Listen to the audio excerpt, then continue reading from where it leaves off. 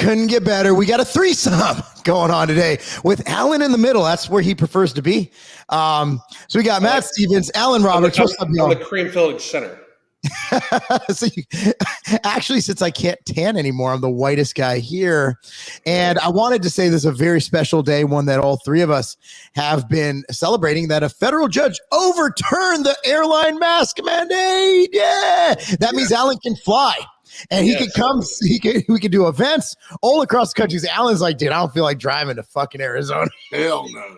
I was not doing it. And I mean, the biggest thing about it is it's not even that I was like digging my heels in about the thing. Like, well, you both have met me. Like, my ADHD is a real thing. No. I have fucking panic attacks from that, from trying to wear one too. Like, I mean, it's like fucking, I feel like I can't breathe in those motherfuckers. So it's horrible, dude. I feel degraded.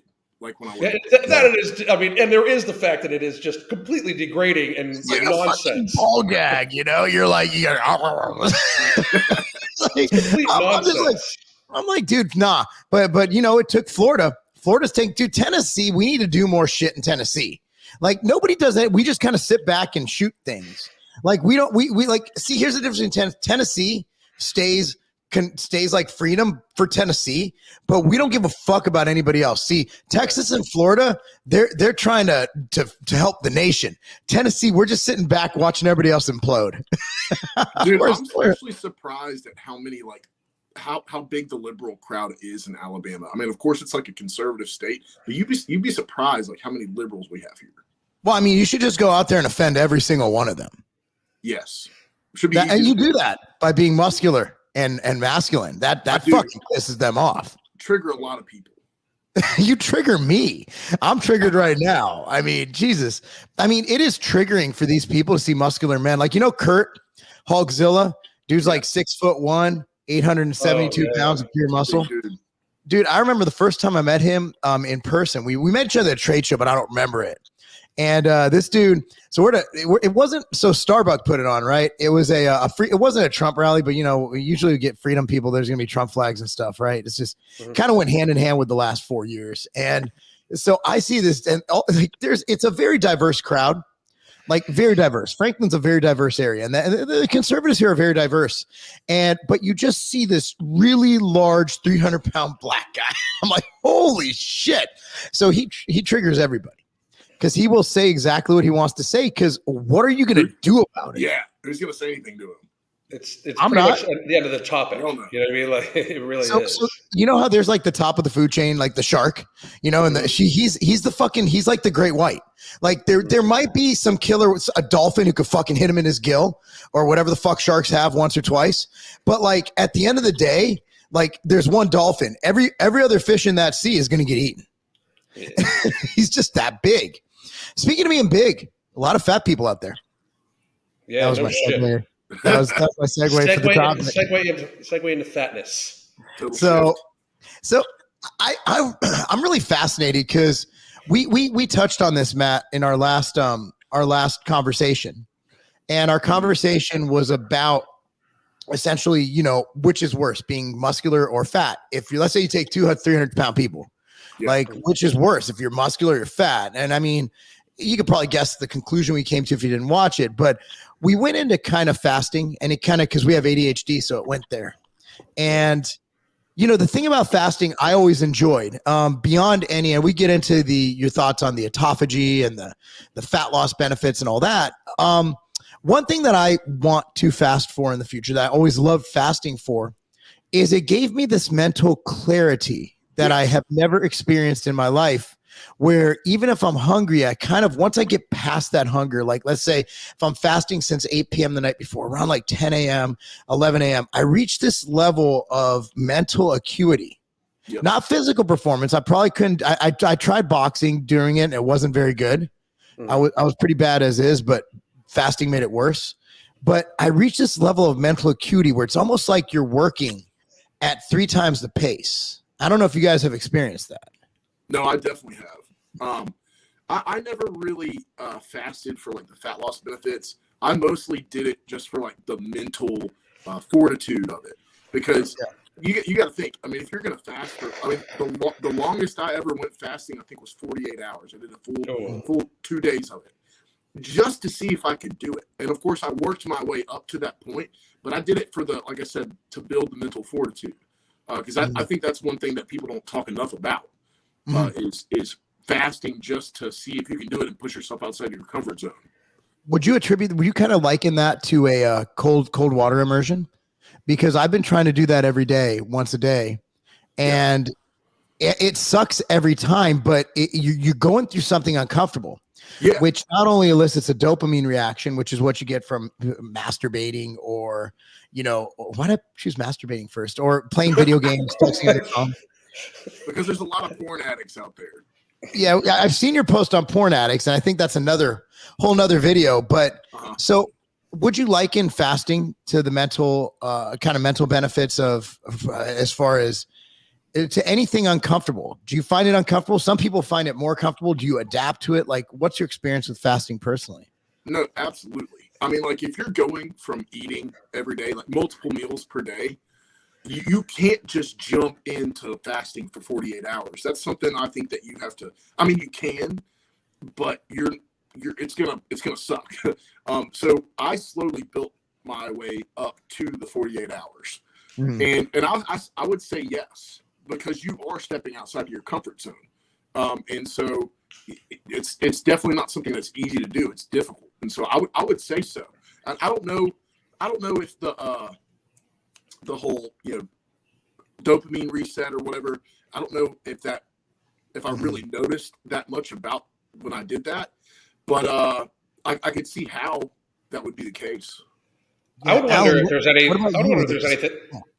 If there's any correlation between being actually in ketosis, like glyconeogenesis, for mental acuity. Like, I wonder if insulin has something to do with the foggy.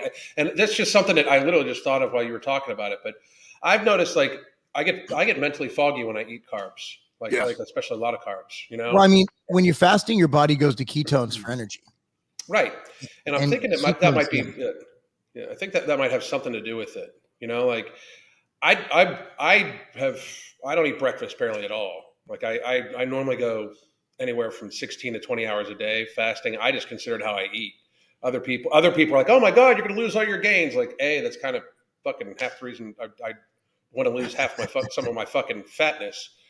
But two, I don't like necessarily look towards it that way. I have a hard time believing that people can. Well, we actually have a comment: fasting equals muscle loss. Yeah, that's why I put it up there. I have a few comments to choose from, but I think that's a great segue, because today is Segue Day. I think that's a great segue for the first topic in fasting is, do you feel that fasting induces muscle loss above, let's say, a standard diet? And there's some data I have off the top of my head. I'm not going to fucking quote things on a discussion, right? That's kind of weird. But there is some data, conclusion that I came from off the top of my head. But, you guys can kind of elaborate on that a little bit. Well, do you think that fasting increases muscle loss? I not necessarily. I think it depends on if you're training. So, like, anytime I fasted, I didn't train. It was on my recovery days. And so I would say that as long as you aren't, training real heavily with a ton of volume and, breaking down a bunch of muscle tissue, then I think you're going to be fine. It's just like taking a break from the gym. But also, I think that if you're doing, like, let's say you're doing the 16-8 ratio for fasting, as long as you are lifting weights, you're going to be eating within that 8-hour window anyway. And the whole anabolic window thing doesn't necessarily play out. So the muscle building benefits of eating are still in lifting are still going to benefit you in that 8-hour feeding window. But I think it has more so to do with lifting than it does your diet. And like I mentioned before, though, if you're not giving your body any resources to rebuild after you are breaking down your muscle tissue while you're working out, then that could possibly be an issue. So I would agree. Yeah. There are studies conflicting, right? Like, there's conflicting studies. We know that there is benefits to hard training athletes having nutrients around training. And people joke about the 24-hour anabolic window, but I actually think for hard training athletes, it's even more acute. But you're looking at the difference of 1% or 0.5%, which in the average training population is just absolutely absurd to even look at, because the average person in the population is a fat tub of lard. So if you're looking, so it's different when you extrapolate data for, let's say, Matt and myself, or even Alan, who's athletic, who does athletic things, versus somebody who has trouble mustering up the willpower to walk 5 days a week. So, for athletes, I do believe that fasting can serve a benefit. 1, mentally, 2, is kind of a reset. 3, being digestive rest. Let's say someone develops irritable bowel syndrome over the years. I feel that for me, it cured my irritable bowel syndrome. I haven't had a flare up from irritable bowel syndrome in over a year and a half, when I fasted for about 4 to 6 months. And for me, it was very healing. I also feel that there are studies. The Minnesota study was actually, it wasn't a fasting study, but it was a very, very low caloric diet but here's the thing. A lot of bodybuilding coaches or fitness experts, like those idiots on YouTube and on Twitter, like me, except with bad information, they'll cite the Minnesota study. It was done on fat chicks. Like, I'm not talking fat chicks. I'm talking my 600-pound life fat chicks. So they didn't lose muscle, but they lost fat. So everybody's like, well, crash dieting works because the Minnesota study. I'm like, well, it's different when you're dealing with a guy who's at 10% body fat trying to go to 5% versus a woman who's trying to get away from hypertension and diabetes because she's 600 pounds and lose weight. So the problem is there's not enough data on athletes and fasting. They did the lean gain studies was done on athletes, and the lean gain study actually showed that there was no difference other than the difference in caloric intake, which is about 250 calories, which accounted for the extra weight loss in the fasting group. But then you also had the fact that it wasn't significant, but there was a decrease in both testosterone and thyroid hormone output by the fasting group. So I think it just depends on the population, right? Well, and that's why I wrote that book, Performance Fasting. One was because people kept asking me to address fasting that they can do because they wanted to fast, but they didn't want to lose muscle. But if I'm getting ready for a bodybuilding show, unless it's a crazy situation where I have to drop weight classes, I'm old school. I'm going to go with 6 meals a day. Yeah. I mean, what was I going to say? I think that it definitely helps, of course, as far as like insulin sensitivity is concerned. But if we just use common sense here, I mean, if you're an athlete and you're going through a really strenuous training session, it just makes sense to eat afterwards. Like, have a little bit of maybe a small meal before, with a little bit of protein to increase amino acidemia and things like that while you're working out to help with muscle protein synthesis.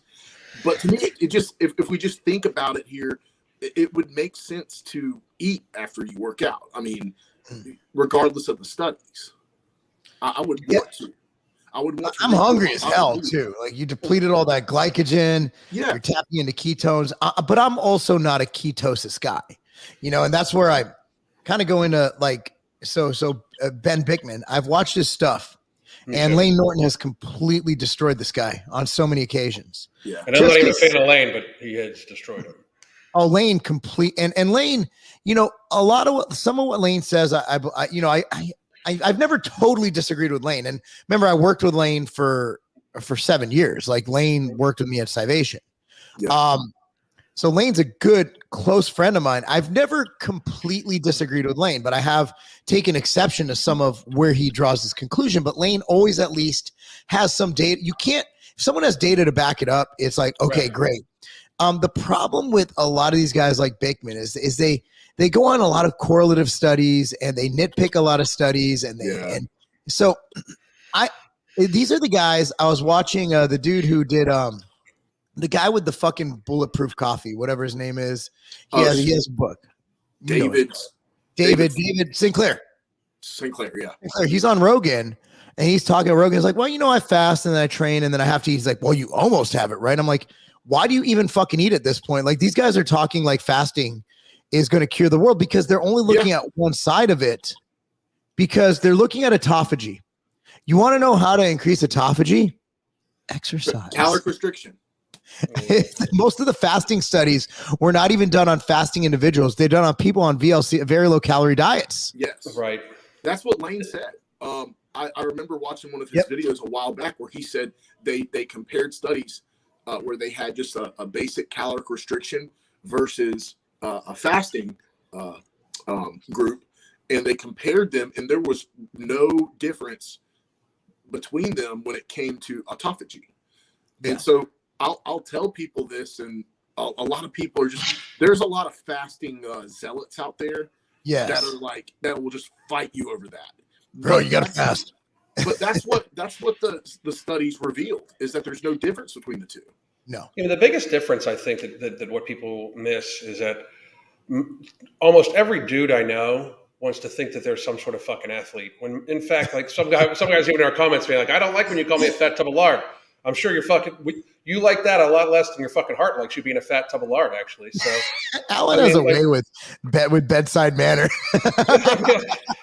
it's reality, like I find it amazing how these guys, like every dude I've ever met, like come for our coaching or whatever. And I'm like, well, I don't want to lose my strength either. Like, motherfucker, you're 300 pounds. Like, I mean, as a newsflash, let's save your life first. Yeah. And then we'll worry about your performance. Like, to be real, like once I get closer to every summer I lean out for my birthday.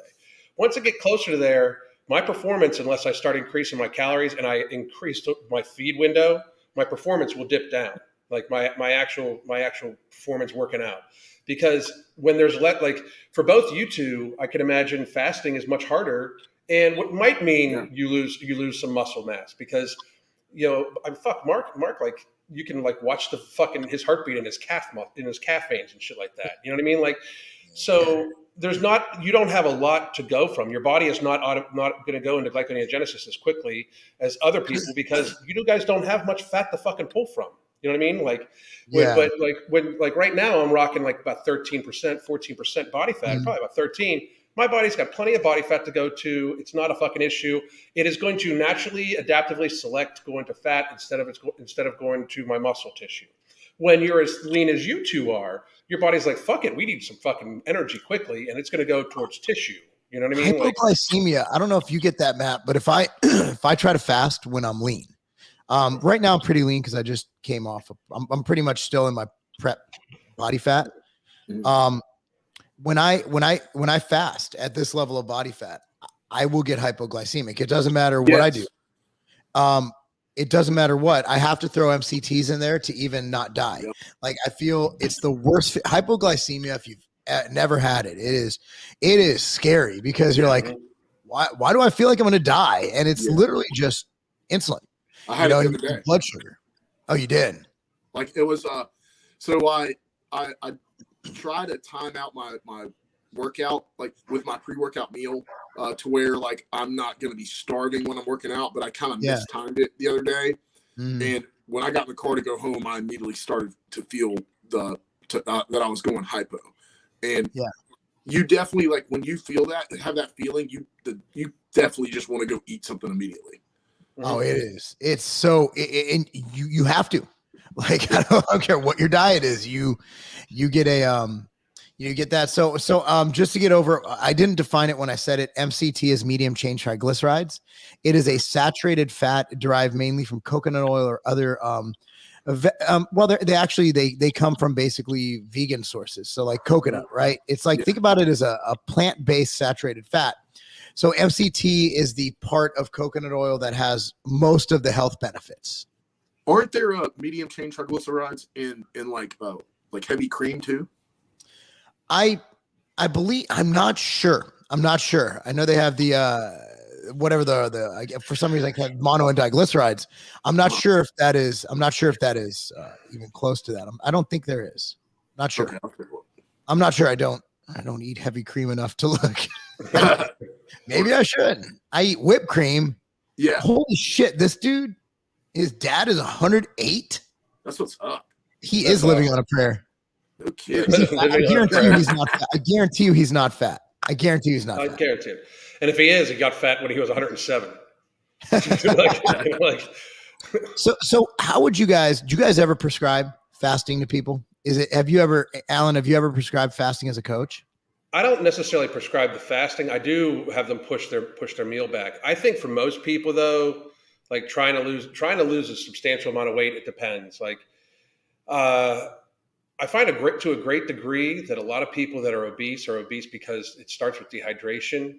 And I have them focus on their hydration first thing in the day. And I have them try to get 75% of what I would subscribe as their minimum hydration by their noon meal. That way they're not drinking a whole bunch of fluid right before their evening meal so they can guarantee their sleep.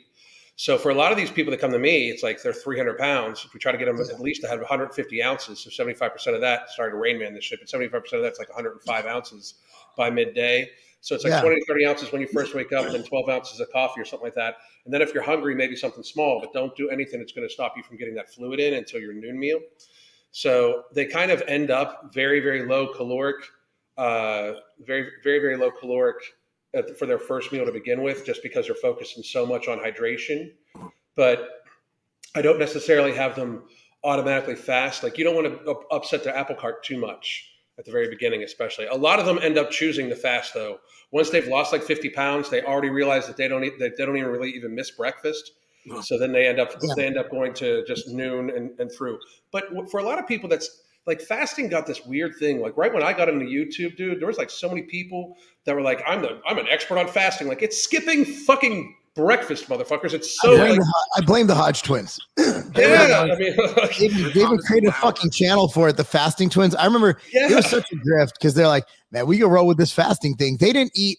So their thing was, I actually asked them, we were actually out eating pizza after they broke their fast. It was funny. And I asked him, I'm like, so what is it? He's like, well, we just don't eat breakfast or lunch because when we were poor, we couldn't afford it. I'm like, all right. He's like, so might as well make some money on it now. I was like, yep, not even mad. Because they literally that's just how they ate. Because they literally been doing it since they were little kids. Right. I think it's fucking hilarious. Those guys. What about you, Matt? Do you ever prescribe fasting? I don't ever prescribe it, but I have had some clients in the past that have asked me, like, is it okay to fast? I'm like, absolutely. To me, it's more of a personal preference thing. If they want to do it, they can do it. I just make sure it's like when you are in your feeding window, just make sure you're hitting the macros that I am giving you. But some people prefer it, some people don't. And that's what I tell them is like, there's really no other benefit to it versus just a basic caloric restriction. So it just comes down to if you prefer to fast and eat your food later in the day. At the end of the day, it comes down to calories in, calories out at the end of the day. Absolutely. So if by 9 p.m. or wherever your last meal is, if you're at 1,500 calories in 2 meals or 1,500 calories in 10 meals, it's going to make such a small, minor difference because your body switches its energy usage and substrate and it gets used to it and it goes on rhythms. It hoards when it has to. It burns more when it has to. Your body likes homeostasis. Mm-hmm. So I feel that if you like to fast, that's great. But like my daughter did it for a while. And right now, because she's so active, like now she gets up and she cooks herself a beautiful breakfast. And her performance has been way better because of her expenditure. Like you can't take an elite athlete unless you're Herschel Walker and have them fast. There are some freaks or the twins even but their bodies have been doing it since they were little kids. And Herschel Walker is just a freak. By the way, just on a note, the 108-year-old, he is 122 pounds at 5'11". Yep. And then Jessica, her great grandma lived to 116. But but I want you to look at the weights. 5'11", 122. And then you have 4'10", 80. So they are certainly not fat. Yeah. You don't see that's no body fat. That's no body fat. It kills you. Typically the people who live the longest are small. Like you don't have like big dudes that live 100 years. Andre the Giant, you didn't see his ass in a convalescent home. No. God. Yeah, like Joe Biden, he's like 190. Yeah. Dude, the Easter Bunny shit was fucking hilarious. The Easter Bunny's like showing, like they literally, I guarantee you, I will bet Matt's life savings on this. That's how confident I am. I guarantee you that was a Secret Service agent in that fucking bunny suit, fucking directing him where to go. That was not just a normal fucking Disney bunny. What happened? So basically, Biden is he's like walking around with this fucking bunny, and then somebody asked him a question on Afghanistan. All of a sudden, the bunny just jumps in between them. Is like, "Hey, let's go over here." Dude, you gotta look at it. It's fucking great. Like if I wasn't losing money through my ass, due to taxes and all the other shit Biden did, this would be the most hilarious period of human history ever. Because if I was in another country watching this shit that wasn't the Ukraine, I'd be like, dude, this shit's fucking hilarious. Yep. Like, dude, look who they elected. We thought we were bad. It's like, look at this guy. Oh, it's fucking great. Hey, here's one for you, Alan. Right up your alley.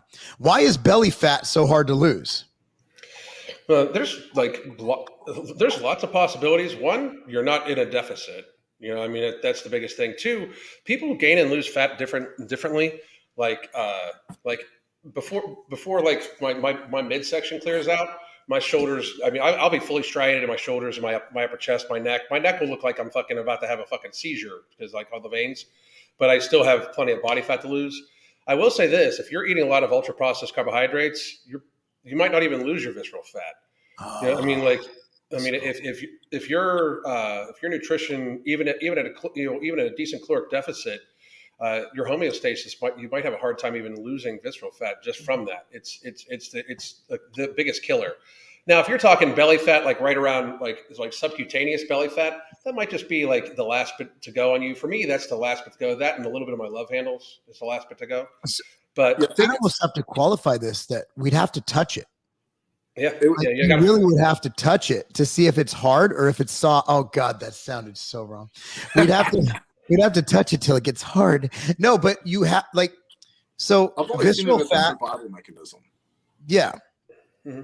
Visceral fat is that hard beer belly fat, whereas subcutaneous fat is that jiggly fat, right? Yeah, but I'll argue that like if you look at like pictures and videos and stuff for like people 70 years ago, nobody had visceral fat. Even the people that had subcutaneous fat, almost nobody had like beer belly fat. Like right. maybe some hillbillies who were moonshining it up in the fucking woods, and that's no shit. Like that's one of the reasons why is because the alcohol produces visceral fat. Absolutely. But if you actually look at it, not a whole lot of people had it. That is a more modern illness, and that is the driver of so much chronic illness and disease is the beer belly fat. That's why that's the biggest problem with PCOS for women too. Is PCOS gives them larger than level androgen levels, and then when you add ultra processed carbohydrates on it, they develop beer bellies like men. Yeah, yeah, but like I said, I think it's like a survival mechanism. So your body wants to lose fat close to your digestive system last because that's the most, if shit hits the fan or whatever, it's gonna want to it takes the least amount of energy because it's right there to get to it. So you always lose it in your extremities. You lose your fat in your extremities before you do, in your torso. Because like I said, it's a survival mechanism. Shit, I never even thought of it like that. I didn't either, but that's pretty fucking smart. A lot of fucking evolutionary sense. Damn, learn something new every day. We got to write that shit down and steal it. I'm actually taking a note on that. I got to look that shit up. That is, So when you say substantial amount of weight to lose, I think it depends where you want to get to. And it just depends on. I think it could be as little as 15 pounds. Substantial, like 15 pounds above a healthy working weight. That's definitely gonna. Or if 15 pounds of fat is a lot. That changes your mobility. It changes every 15 pounds, dude. Think about that. Like that's the difference between 185 and 200, right? Think about it, 100 and 115. That's a huge difference. 20 pounds for sure. 50 pounds, absolutely, that's substantial. Mm-hmm. When you get into the point where you get to see people need to lose 25 to 50, up to 60% of their body mass to be at a healthy weight, that's like what I deal with a lot. And I mean, when you got somebody that needs to lose 100 pounds because they weigh 400 pounds just to get a surgery so that they can get like I've dealt with that shit before too. Like I can't get this surgery and to like have cancer removed until I weigh 300. Or knee replacements are a big thing too. Knee replacements, like they make them weigh under a certain weight because they can't do the therapy needed to actually stand on the new joint is a big one too. But I mean, substantial weight. Most of America needs to lose about 30 pounds or more. Yeah. Is the statistic right now? Like especially it's in belly fat right now too, which is even worse. If you look at, we talked about this the other day, man. If you look at kids, like these little boys have tits, like literal female tits, and their body fat distribution is that of a female. Mhm. And it's sad. I mean, it used to be like boys would have a little chunky around their bellies. Like my sons have a little bit of belly fat. You know, they're 14 and 9, but they're built like fucking men, right? Like they're built like fucking dudes. These kids got missile tits. You know, it's like, how does that happen? I'm wondering because, like, I know that, you know, supposedly companies are not allowed to inject hormones into cattle or chicken and things like that. But one thing that I've noticed, and I could be totally wrong about this, but when I got off of my prep from last year, that entire prep, I did not consume dairy, but I love milk and I love cottage cheese. So I immediately introduced it to my diet. And I immediately started developing like back knee, and like acne would pop up or on like around my face and shoulders and all that. And it was terrible. So I eliminated dairy products like I eliminated the milk and the cottage cheese. Back knee, all the acne went away. And so I'm wondering if there's something hormonal going on there. Like, it's definitely hormonal. Well, being fat, Alan said this last time we talked, being fat is estrogenic. Fat is estrogenic. So just by these kids being fat, they're in a position to have hormones that are more resembling a female hormone versus male. Yeah. And, you know, of course that has all to do with their diets, but I'm wondering if, you know, that could also have an impact on it, because I know a lot of kids consume dairy products. So it absolutely could. I don't think it's dairy. I mean, I used to, dude, gallon of milk a day was a diet we fucking did as bodybuilders back in the day. I'm not going to say I didn't do it. I'm going to say I shit myself doing it. So dumb. Go mad. Go mad. It's so stupid. Hey man, but nobody like developed fucking bitch tits from it, right? Right. Like Probably diabetes though. Well, I mean, so what would happen is it was usually high school kids when I was in high school. I never did it. I actually didn't, but I did increase my milk consumption. I just wasn't about to drink a gallon. You know, I actually just went to McDonald's, which is probably fucking better. But so my whole thing is, I don't think it's dairy. I truly just think it's being fat. And dairy might or might not hurt, but I think the main disease is the fact these kids are just tremendously fat. Yeah, just so fat, and it's not good. It's not good. They're eating all processed foods and shit like that. Yeah. Oh, it's horrible. If you look at Carson grocery that's stores, the difference between your kids and the regular fat kids. Like that, and I mean, yesterday, Sunday morning, I woke up, and it really wasn't a good idea, but I ran without my arms. But I'm like, all right, kids, let's go sprint. So Cammie had something going on. She had to train for a powerlifting meet. The boys and I went to field. We sprinted. That's another thing. Like, we have an active family who lives a fitness lifestyle. Right. So of course it's going to be different, you know, and that's why, you know, my daughter's friends will come over, you know, the guys, and they'll be like, they'll just want to talk about fitness because that's something that their household isn't based on. So you can't really compare a guy who does a lot with fitness, right? What's this guy saying? Oh, this was, so basically I have done, so every time I do something, I used to vlog it on my other channel. It used to be Low Buyer channel. And so there are videos why I am fasting. And so I go into why I was fasting. And one of the major reasons, you can look back at the videos, was the fact that I have IBS. Also wanted to try it out. So why do you say you don't support it? I would like you to go back in this video and find one spot where I didn't support fasting. You wrote a book on it. I literally wrote a book on fasting. So what I said, what I said, we got you, Mark. We got you. What I said, yeah, you got me, bro. So basically, my thing is, for a majority of people, fasting in its traditional sense might not be great. But for the average office worker, taking an extra 8 hours a day where they can't eat more candy off their assistant's desk, that's a win. So it cuts down the eating window. When you cut down the eating window, you cut down your ability to fuck it up. So the thing is, with someone like Matt and myself and Alan's less structured, who are pro bodybuilders or structured fitness enthusiasts, where you're literally going to eat a certain amount of macros a day, it's not going to make a difference. And also, we've learned more about autophagy. Like, we've learned that exercise and other things do have that effect. Now, Is fasting just as good as any other diet? Yeah. It's not magical though. It's not like it's not like your David Sinclair's and everybody talk about, and maybe it is. Maybe Sinclair's ahead of the game, but that motherfucker better lived 180 years old. It needs to be in a vacuum.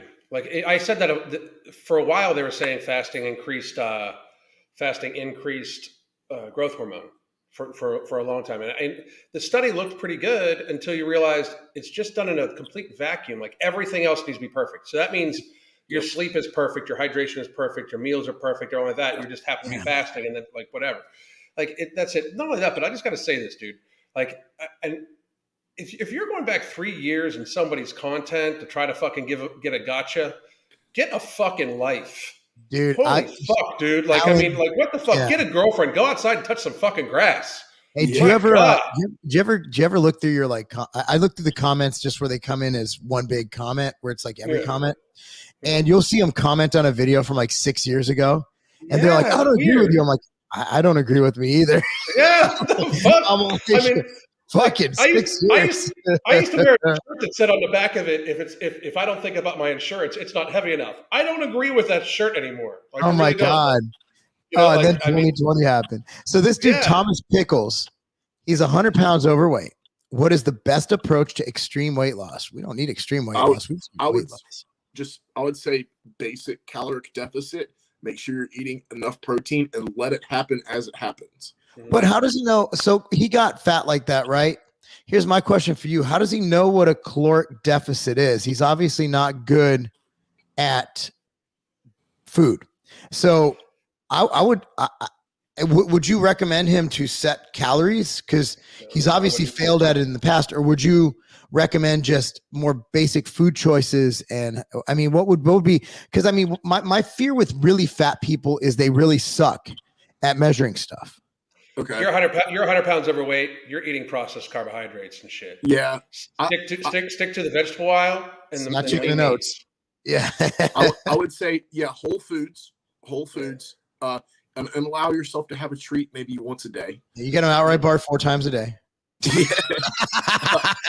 And then that was a joke. That was a joke. Once have some type of protein with every meal. Yep. I think that if you are going to keep up with anything, keep up with your protein, because I think it's super important to eat a high amount of protein. That's going to help your metabolism. It's going to help you feel satiated. And I've seen the most success with high protein diets. Yeah. And I got to plug them. I have the beef I eat is leaner than chicken, and I like the nutrient density. It's not that significant. Piedmontese.com. I have a coupon code for like 25% off. I don't get paid on it. I want to say I do not get paid by this. I just wanted it because I wanted to share with the world that this good ass beef. I do not get commission on this. Piedmontese.com. It's a 96% fucking lean beef. It's insane. Once you cook it, it's down to 98. It's leaner than chicken. So you give me chicken every meal, I'm gonna fucking shoot you. But now I can eat beef every meal, and 25% off is a fucking lot. I'm like, are you kidding me? But I guess since they're not paying me commission, they can afford it, right? You said it's Piedmontese? Piedmontese, Piedmontes, Piedmontese.com. Certified Piedmontese beef. It's right out of Nebraska, dude. They're good peeps.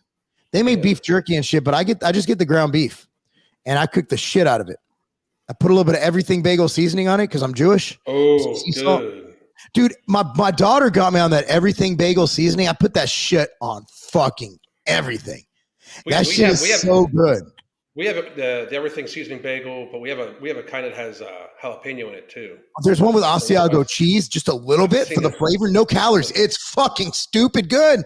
Anyway, guys, things like that, Thomas, will make your food. People be like, I had a client the other day be like, okay, I messed up yesterday, ate pizza. I'm like, how do you feel? Well, I was tired of eating chicken. I'm like, you've been with me for 5 fucking days. Like, it's been 5 days. Oh man.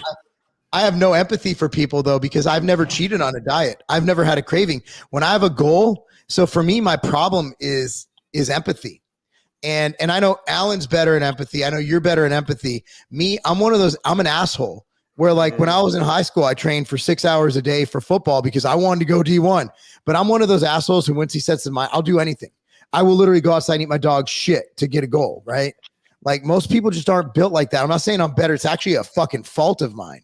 but because I will ruin my life to hit that goal.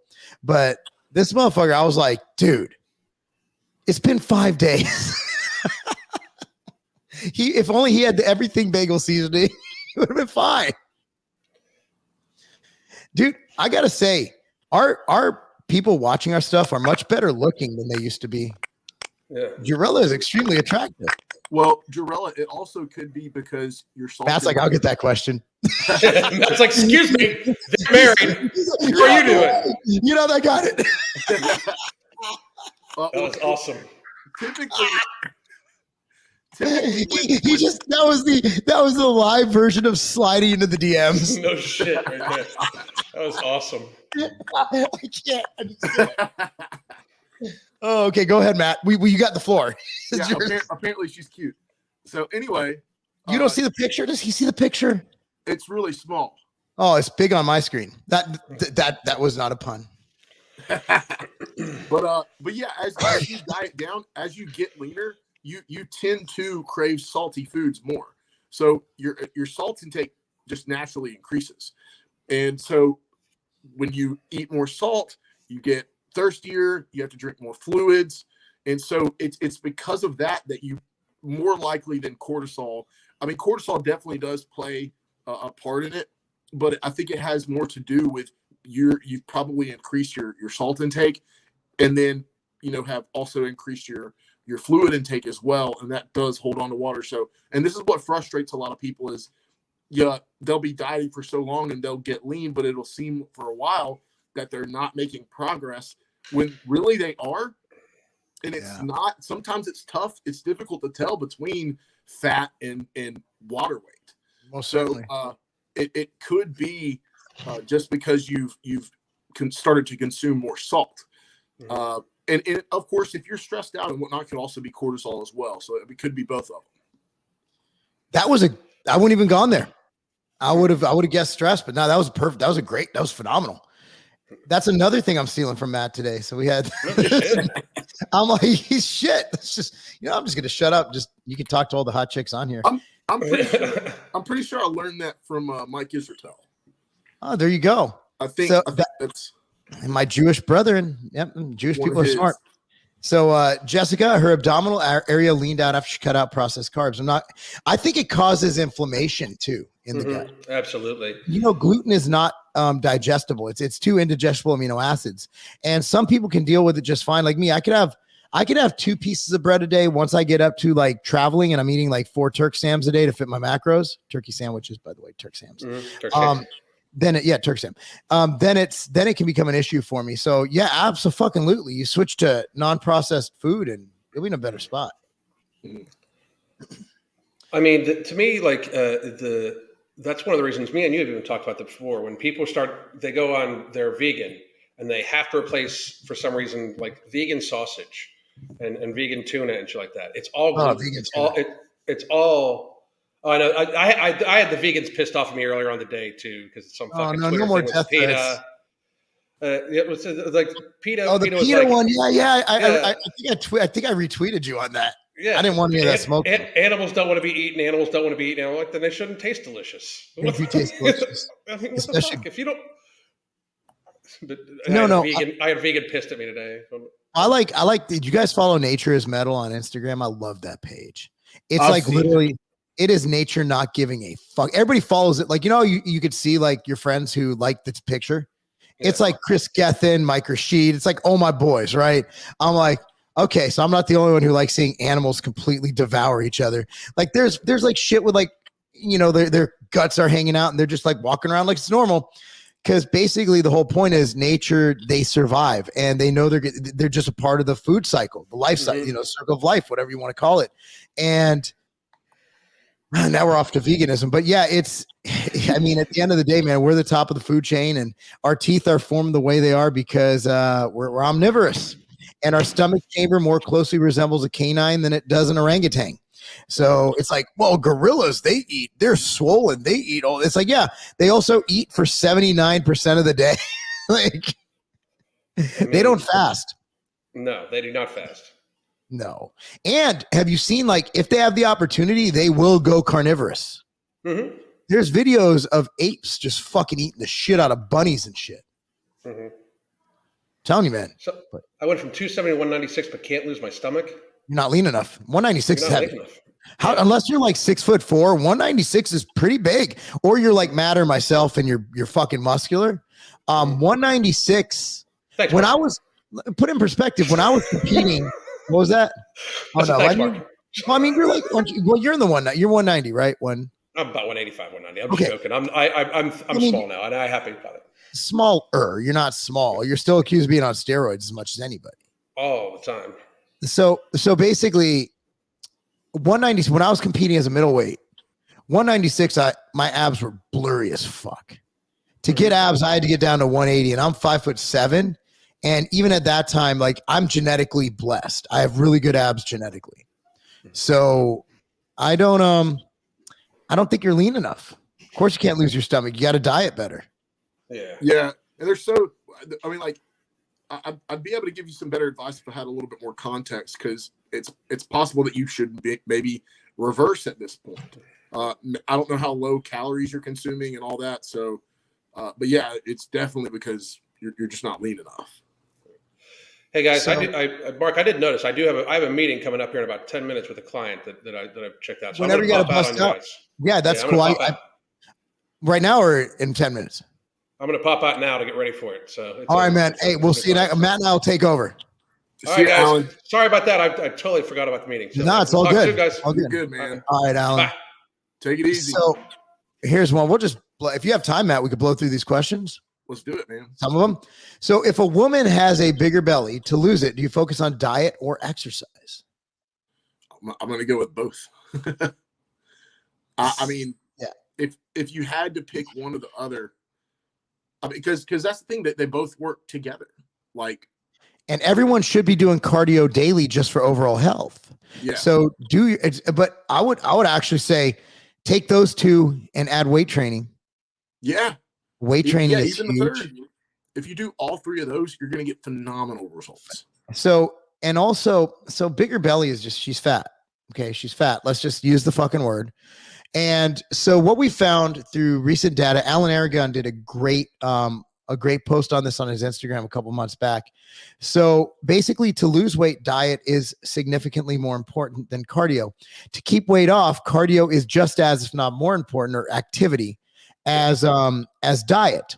So to lose weight, diet is so important. But as someone who was eating all he wanted and boxed for so many years and didn't gain weight and had to literally force feed not to get too light, once you drop the weight and you exercise significantly, it's harder to put it back on. Obviously, you could out-eat any activity level. So for a female, so here's the thing. Rule of thumb, you do cardio year round.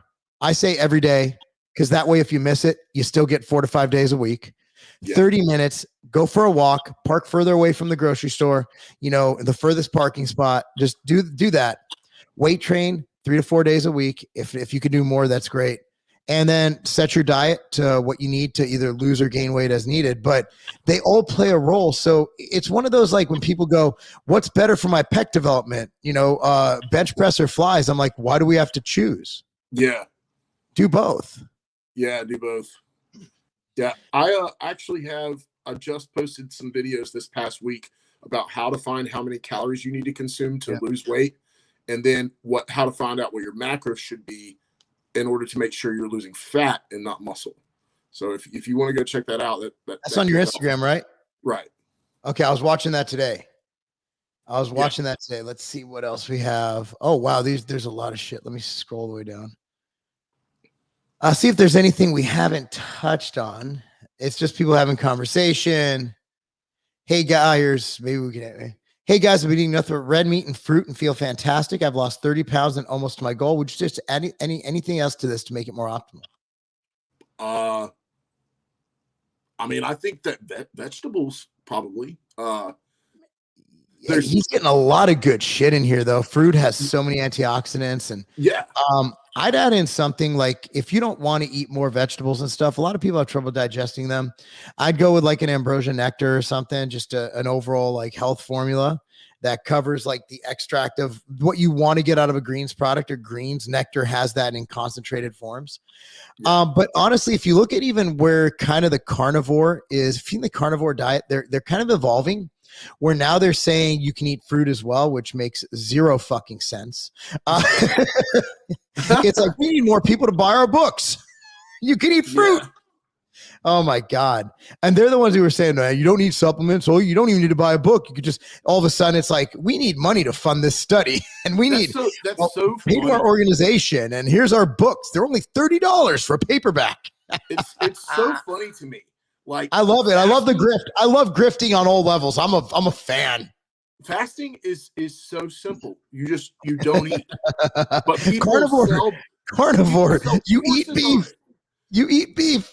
I'm going to teach you how to not eat, and then eat within a specific, like, what else do you need to know? You know, but with carnivore, I mean, carnivore's in the name. What do I do? Just be a carnivore. Eat meat. It's fucking that was the whole premise. Like Sean Baker came out and he basically told everybody to eat a ribeye in the morning and a ribeye at night. And that was that was it. And then all of a sudden there's diet books and fucking research. And I'm like, what the fuck? Yeah, he's the carnivore OG, isn't he? Yeah, he's he wasn't the guy who invented it. He was just the guy who went all fucking in. Yeah. Like this guy went all in. And I mean, his credit, he's a fucking strong motherfucker, great athlete, smart as a whip. Like I'm not adverse. I like carnivore too. I don't think it's optimal, but I'm not against it. I think you could do just fine on it. You know, I'm not. I think extreme diets like that are better suited towards like extreme circumstances. So, like for example, and I'm just using IBS. Just as like a random example here. But if you have a condition like IBS or whatever, I would probably try carnivore to see if that carnivore destroyed me on IBS. It made me so bad. Well, I mean, I have IBS-D. So for me, fiber binds. When I didn't have fiber, I'm not going to describe it. Let's just say that there was a lot of cleanup on aisle 2. Yeah. It wasn't good. And because I had no binder. And so for me, maybe for IBS-C, because that's the constipation one, maybe. But for and I tried it. It's like, you got to wait 2 weeks. Okay, I did it for a month. And it was weird because I wasn't hungry and I was eating all the sodium they tell you to supplement with. And I couldn't get a fucking pump. I just felt off. And I really like toast. Toast is amazing. Like toast is so good. But past keto, and then I think we kind of wrap this up, is can you preserve muscle on a keto diet? Yeah. I'd say so. I mean, so problem is the keto diet. I don't think most people know what a keto diet is. Keto diet is literally, I mean, a lot of people will eat sirloin steak and think they're on a keto diet. A keto diet is literally 80% fat. So you're eating the fattiest, like you're literally eating the fucking, like if you ever, that shit you cut off a steak, that's what you're eating.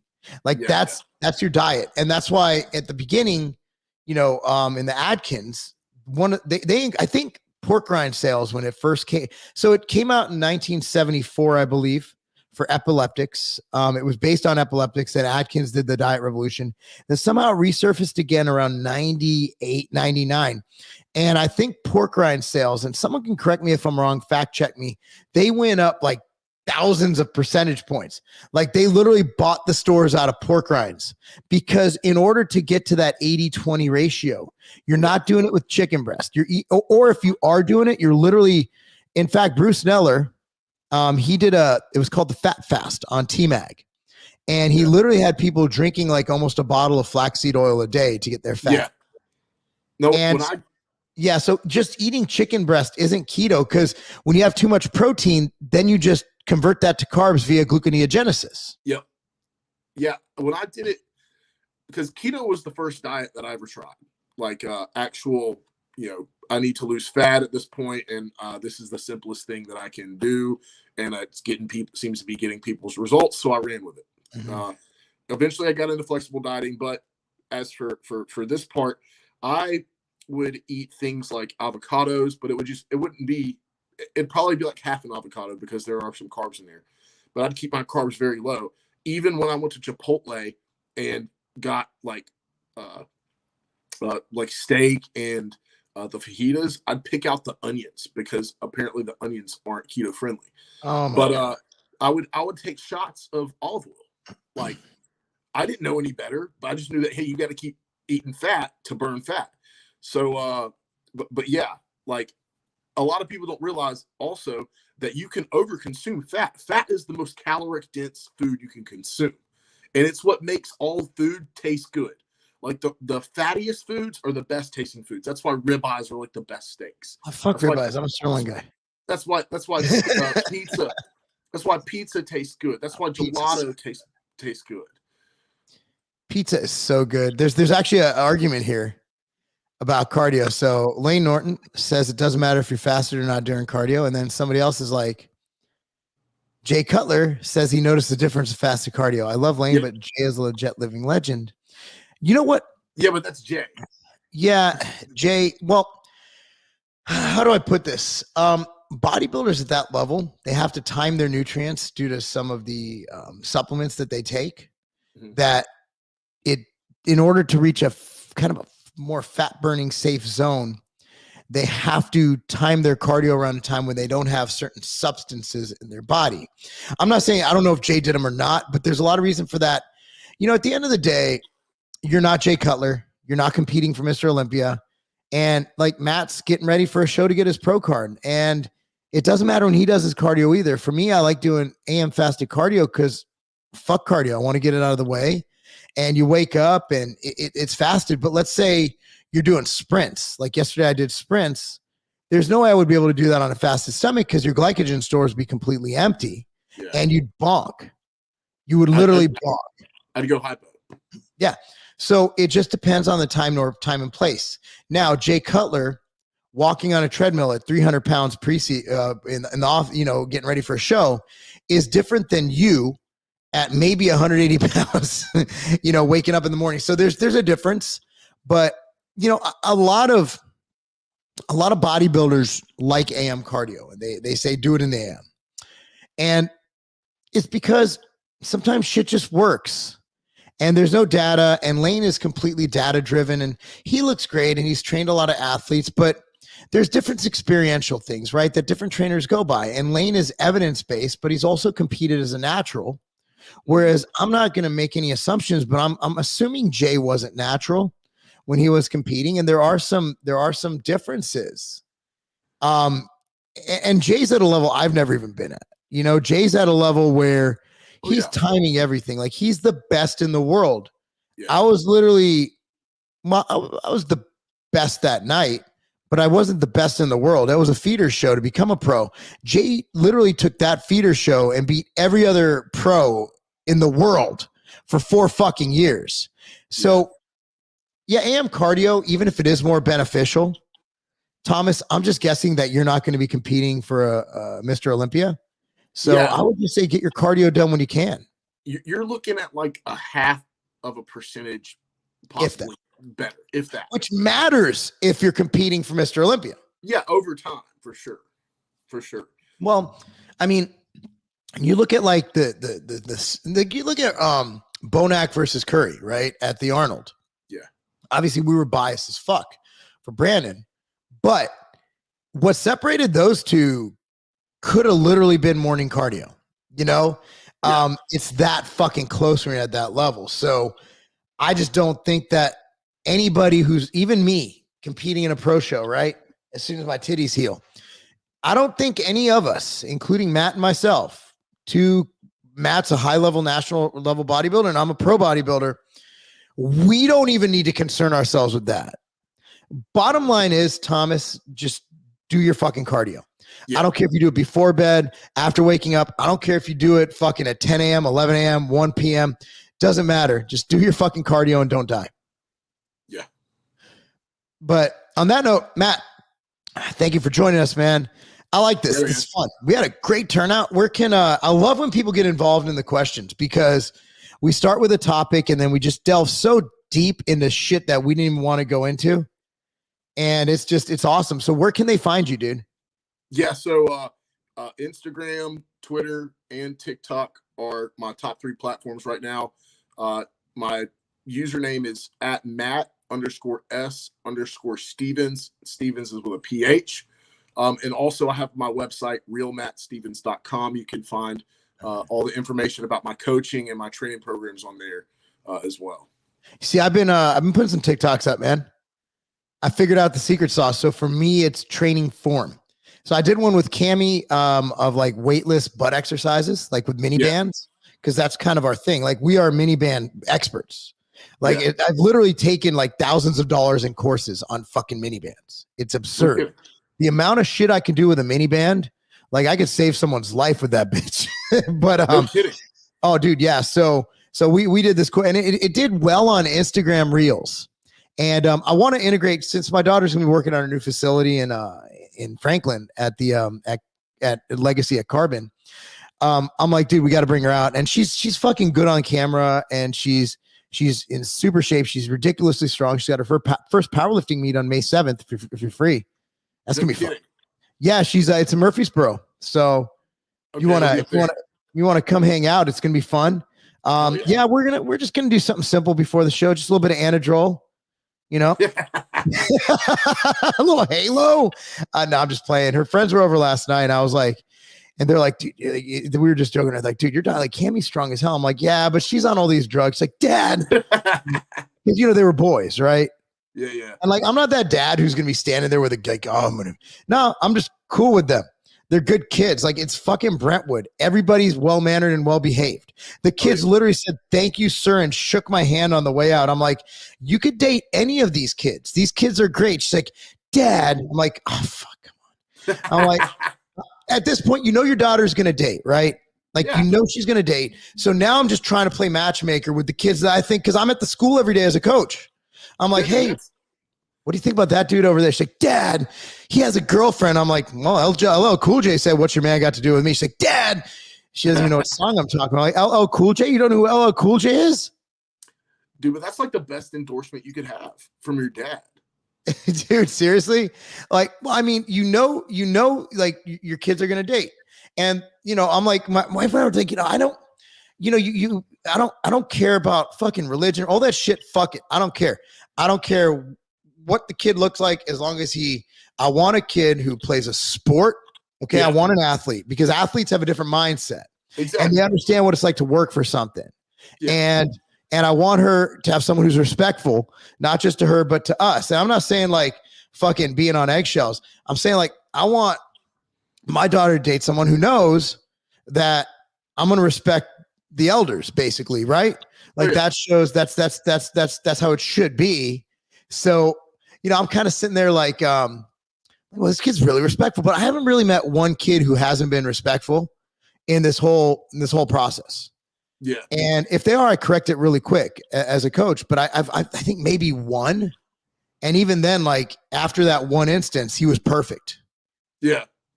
So, I mean, so you have to look at, as a dad, it came from like, I'm never gonna let my daughter date, where it's like, okay, all her friends have boyfriends.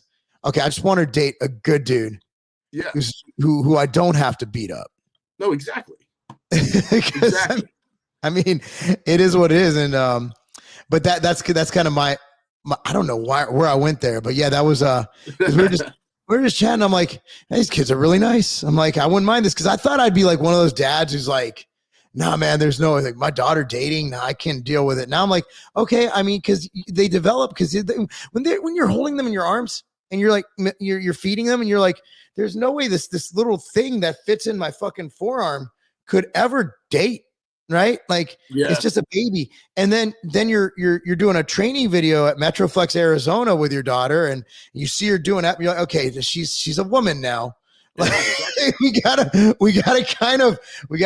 stop the whole like, okay, it's time to have your bottle. It's time for tummy time. Like that shit's out the door. You gotta.